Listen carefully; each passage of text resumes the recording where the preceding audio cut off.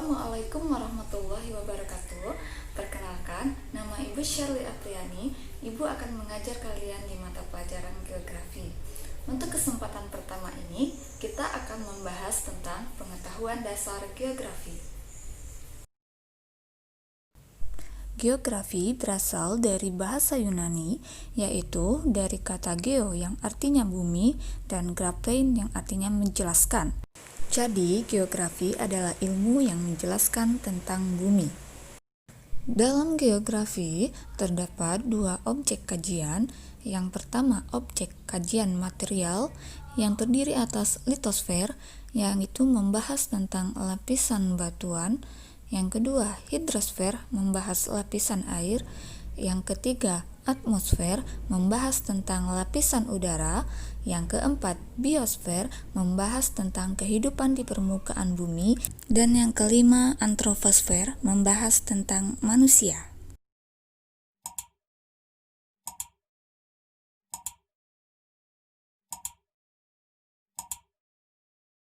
Kemudian, objek kajian yang kedua yaitu objek formal geografi.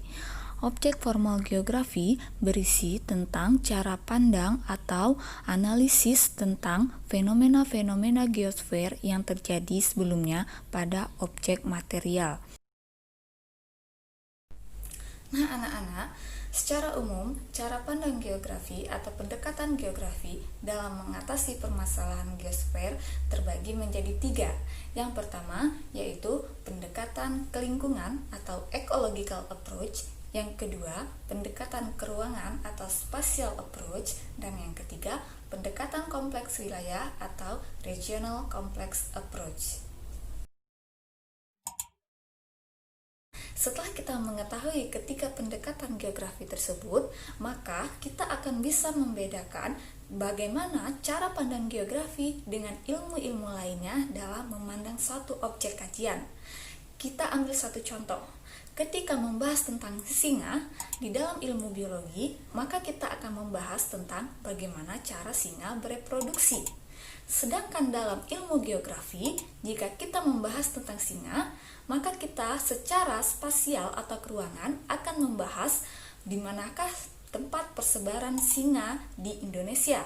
Sedangkan secara kelingkungan, maka kita akan membahas apa saja dampak adanya singa terhadap satu wilayah. Apakah membawa dampak positif, yaitu menjaga alam, atau dampak negatif, atau malah merusak.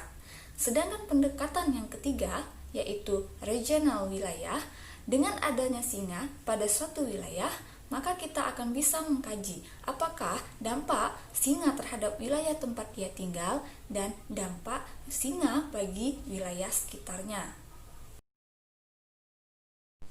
Nah, setelah membahas tentang pendekatan geografi, selanjutnya kita akan mempelajari tentang prinsip-prinsip geografi. Apa itu prinsip geografi? Prinsip geografi adalah cara berpikir atau dasar berpikir kita dalam mempelajari ilmu geografi. Prinsip geografi terbagi menjadi 4. Yang pertama yaitu prinsip distribusi. Prinsip distribusi berbicara tentang persebaran fenomena geosfer yang terdapat di permukaan bumi. Contohnya, saat pagi hari, masyarakat Pasar Terusan mulai beraktivitas. Ada yang ke sekolah, ke pasar, ke kantor, dan ke kebun. Kalimat tersebut dikatakan prinsip distribusi karena terdapat beberapa sebaran tempat atau lokasi kegiatan penduduk. Kemudian, prinsip yang kedua yaitu prinsip interrelasi. Prinsip interrelasi membahas tentang hubungan sebab akibat antara dua fenomena. Contohnya, sawah penduduk Pasar Terusan mengalami gagal panen akibat musim kemarau yang berkepanjangan.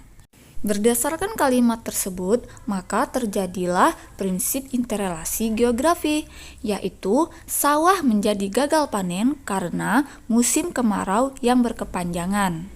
Selanjutnya, prinsip geografi yang ketiga, yaitu prinsip deskripsi, yaitu membahas fenomena geosfer secara terperinci dengan menggunakan peta, bagan, grafik, atau data statistik lainnya. Contohnya, sebagian besar penduduk di daerah pegunungan bermata pencaharian di sektor perkebunan, seperti perkebunan teh. Selain lahan yang subur, kondisi udara dapat mendukung aktivitas tersebut. Pada contoh ini menjelaskan tentang jenis mata pencaharian penduduk yang tinggal di daerah pegunungan. Prinsip yang terakhir adalah prinsip korologi. Prinsip korologi adalah gabungan antara 2 atau 3 prinsip geografi sebelumnya. Contohnya, di Indonesia sering terjadi perpindahan penduduk musiman pada waktu mudik lebaran dari kota ke desa. Ketika kembali ke kota, mereka membawa saudaranya untuk mendapatkan pekerjaan. Hal ini mengakibatkan terjadi kepadatan penduduk di kota. Pada contoh ini terdapat gabungan antara 2 prinsip geografi, yaitu prinsip distribusi dan prinsip interrelasi. Prinsip distribusi terlihat pada kalimat perpindahan penduduk dari kota ke desa. Adanya penyebutan 2 wilayah yang berbeda, artinya ada persebaran penduduk. Sedangkan prinsip yang kedua, yaitu prinsip interrelasi, terlihat pada kalimat terjadi kepadatan penduduk di kota.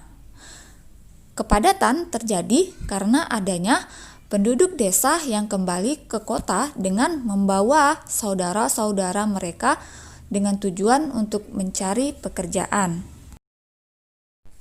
Nah anak-anak, demikian video pembelajaran dari Ibu. Ibu harap kalian bisa menerima materi dengan baik dan menyelesaikan tugas yang akan Ibu berikan. Sampai bertemu di video pembelajaran selanjutnya. Wassalamualaikum warahmatullahi wabarakatuh.